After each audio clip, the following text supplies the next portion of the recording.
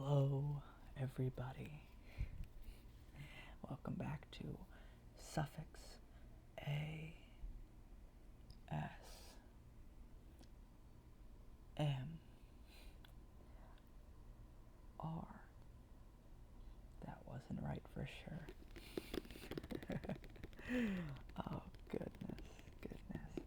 I didn't mean to. I feel like I didn't mean for this to be a ramble, but maybe I can embrace it. When ASMR people do that, like that tracing thing, and then they do it wrong.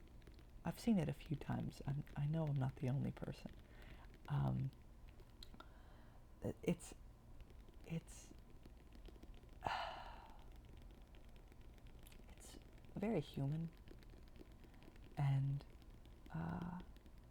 I wouldn't say that that's terrible. I wouldn't say that that's a bad thing.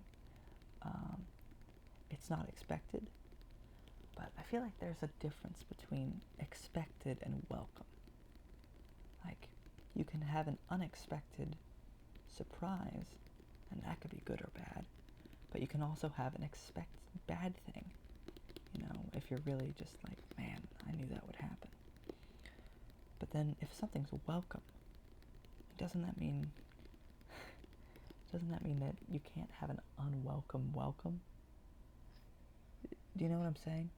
Like, if something's welcome, then you're just saying, yes, I want this to be the case. I want this to be the case. Maybe that's a good affirmation. Just say it to yourself a few times when you're really trying to make it through, You just look at something very small, and you say, yeah, this is welcome. Could be good. Anyway, that's not what I meant for this to be. I instead have brought a book of mine. I have a lot of books, but this is one of my favorites. It's called Redwall. R, it's right there. And there. No, I went the wrong way there. E, there's an E. That's what an E looks like. D. Ooh, yeah, that's just. You know what? You can read.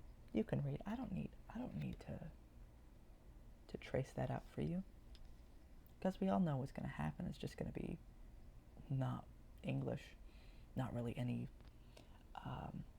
formal written language. So we'll skip that for now. It's Redwall by Brian Jakes. And I think it's Jakes at least. I know that the author was English, and I think there's an English way of just royally screwing that up, because everyone knows that it's Jacques. Everyone says, "Oh, you're French, you're Jacques, your name's Jacques," and they say it really badly too. But at least they know of the existence of Jacques. But I think it's Brian Jakes. Anyway, this is a pretty fun book, so I thought I'd just read some of it out to you. I'm actually not going to start at the very beginning, because the very beginning is a little spooky. spooky. And the rest of this book is just so beautiful. I'm going to say beautiful. So yeah, I'm not starting at the beginning. If you want to get the entire story, well, I'm not going to read the entire story out for you. Let's get that thing straight. But you should get it for yourself.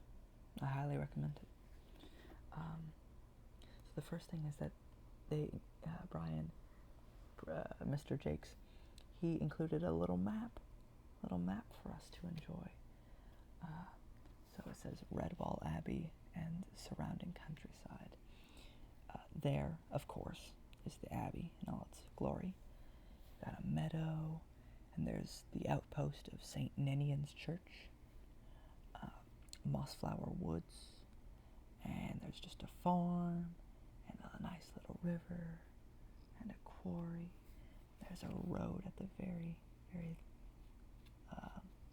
left side of this page, where the two pieces of paper connect. And I really like maps. I think cartography ASMR is an untapped well. Sorry, I do mean it. I don't mean to laugh out of like, haha, funny joke. But I think it's really nice. And gosh, doesn't this look like an ideal place to be? You got a meadow and the woods and a river. There's something about trees to me. I'm a big fan of trees. Not like in a knows all of the factoids sort of way, but like I couldn't identify most trees if you asked me what they were. But there's something about them, man. They were here before us, right? And they'll be here hopefully after. And we keep getting rid of them, It's terrible. And I guess my love of them is compensation. I wouldn't say it's overcompensation, but it's compensation for the fact that others don't appreciate them, so I try to. They're just so naturally good. Yeah. Here I am just rambling on and on. On the next page after the map, there's another nice little piece of world building, and I love it. I love it when authors do that. They add something that's not important to the story, but it makes it feel so much more real if we know what's not important. Yeah. So here's a little poem. A little poem. Some people say poem, others say poem. I don't think you're particularly wrong either way. But it reads, "Who says that I am dead knows not at all. I am that is, two mice within Redwall. The warrior sleeps twixt hall and cavern hole. I am that is, take on my mighty role. Look for the sword in moonlight streaming forth, at night, when day's first hour reflects the north. From o'er the threshold seek, and you will see. I am that is, my sword will wield for me." I just think that sounds pretty nice. But then, listen to this. "It was the start of the summer of the late rose. Mossflower country shimmered gently in a peaceful haze, bathing delicately at each dew-laden dawn, blossoming through high sunny noontides, languishing in each crimson-tinted twilight that heralded the soft darkness of June nights." Oh, wow. I don't know if you can hear it, but outside my window there's a bunch of like crickets lightly doing that. And I think if you could hear that, along with just hearing these words in your head while you've got your head resting on a pillow, that may be the definition of tranquility. It continues. "Redwall stood foursquare along the marches of the old south border, flanked on two sides by Mossflower Wood's shaded depths. The other half of the abbey overlooked undulating sweeps of meadowland, its ancient gate facing the long, dusty road on the western perimeter. From above, it resembled some fabulous dusky jewel, fallen between a great green mantle of light silk and dark velvet. The first mice had built the abbey of red sandstone, quarried from pits many miles away in the northeast. The abbey building was covered across its south face by that type of ivy known as Virginia creeper. The onset of autumn would turn the leaves into a cape of fiery hue, thus adding further glory to the name and legend of Redwall Abbey. It's beautiful, beautiful writing. It's like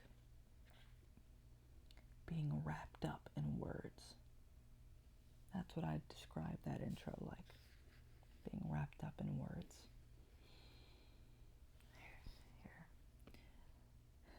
Here's how wholesome that this book really is. I mean, there's some action to it as well, but it starts.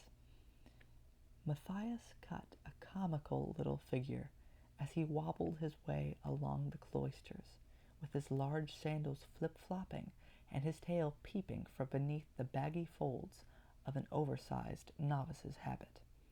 He paused to gaze upwards at the cloudless blue sky and tripped over the enormous sandals. Hazelnuts scattered out upon the grass from the rush basket he was carrying. Unable to stop, he went tumbling, cowl over tail. Bump. The young mouse squeaked in dismay. He rubbed tenderly at his damp, snub nose while slowly taking stock of where he had landed, directly at the feet of Abbot Mortimer. Immediately, Matthias scrambled about on all fours, hastily trying to stuff nuts back into the basket as he muttered clumsy apologies, avoiding the stern gaze of the elder. Sorry, Father Abbot. I tripped, you see. Trod on my abbot, Father Abbot. Oh, dear. I mean... I don't know about you, but I really like it when characters trip over their words. Because it's them being nervous. It's them being pretty real. I mean, basically everyone does that here. I certainly do. I'm the type of person that can get really nervous about certain things, even talking to people. Even though I'd call myself an extrovert, you have to allow yourself to not just be one label. But I'm the type of person that places a lot of importance in words. And if you trip over them, it's okay. Everyone does it. This mouse Matthias just did it. I've done it in this video. You'll do it at some point, and it's all okay. It's all okay. I'll continue. The Father Abbot blinked solemnly over the top of his glasses. Matthias again. What a young buffoon of a mouse. Buffoon. Only the other day he had singed old brother Methuselah's whiskers while lighting candles. The elder's stern expression softened. He watched the little novice rolling about on the grass, grappling with large armfuls of the smooth hazelnuts which constantly seemed to escape his grasp, shaking his old gray head, yet trying to hide a smile. Abbot Mortimer bent and helped to gather up the fallen nuts. It's just a really nice book. I think I might do one more page and allowing myself the time to, probably ramble again. But that's okay too. It's all okay. Just relax. Just relax. It's all okay. Oh, Matthias, my son, he said wearily, when will you learn to take life a little slower, to walk with dignity and humility? How can you ever hope to be accepted as a mouse of Redwall when you are always dashing about grinning from whisker to tail like a mad rabbit? Matthias tossed the last of the hazelnuts into the basket and stood awkwardly, shuffling his large sandals in the grass. How could he say aloud what was in his heart? The abbot put his paw around the young mouse's shoulder, sensing his secret yearnings, for he had ruled Redwall wisely over a great number of years, and gained much experience of mouse life. He smiled down at his young charge, and spoke kindly to him. "Come with me, Matthias. It is time we talked together." A curious thrush, perching in a gnarled pear tree, watched the two figures make their way at a sedate pace in the direction of Great Hall, one clad in the dark greeny brown of the order, the other garbed in the lighter green of a novice. They conversed earnestly in low tones. Thinking what a clever bird he was, the thrush swooped down on the basket that had been left behind. Twisters. The basket contained only hard nuts locked tight within their shells. Feigning lack of interest, lest any other birds had been witness to his silly mistake, he began whistling jauntily a few bars of his melodious summer song, strolling nonchalantly over to the cloister walls in search of snails. It was cool inside Great Hall. Sunlight flooded down in slanting rainbow-hued shafts from the high, narrow-stained glass windows. A million-colored dust motes danced and swirled as the two mice trod the ancient stone floor. The Father Abbot halted in front of the wall on which hung a long tapestry. This was the pride and joy of Redwall. The oldest part had been woven by the founders of the abbey, but each successful generation had added to it. Thus, the tapestry was not only a priceless treasure, it was also a magnificent chronicle of early Redwall history.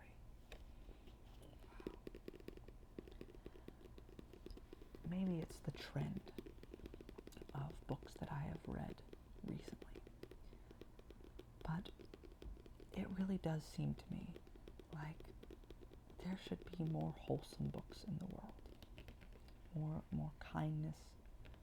I mean, obviously in the world, but also in books.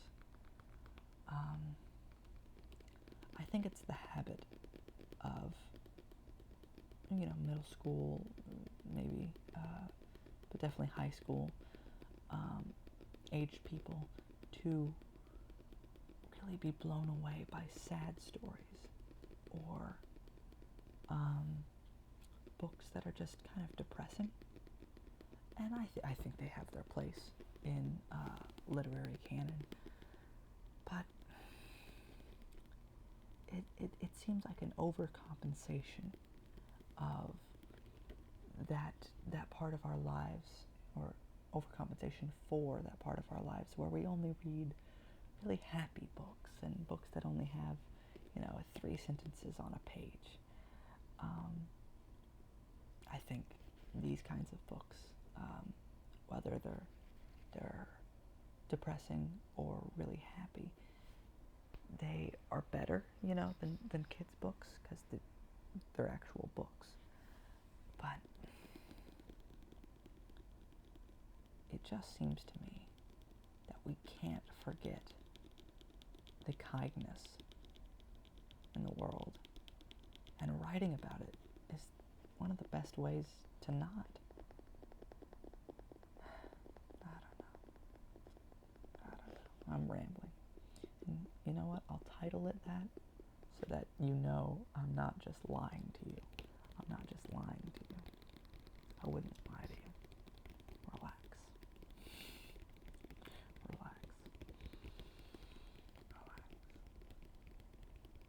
I'll leave it here. But I hope that you have a really good night's sleep, okay? A really good night's sleep. And I'll see you soon. I'm feeling a bit better from what had been happening in the past, and I bet I'll recover more, and I bet you'll recover from anything bad that's been happening. Give it time. Give it time. It's kind of not the best recipe, time, because it feels like it's not going to work. It's not like you've been handed a prescription saying, oh, just take 2 of these and you'll be fine in a week. You don't know. You don't know with time. But I'll tell you what, time probably works better than any medicine. I'm not going to say that time heals all wounds or any platitude like that, but I think it heals more than maybe penicillin. Penicillin, of course, is very important. You should have it, but in a social setting, I would value time more than penicillin. Time.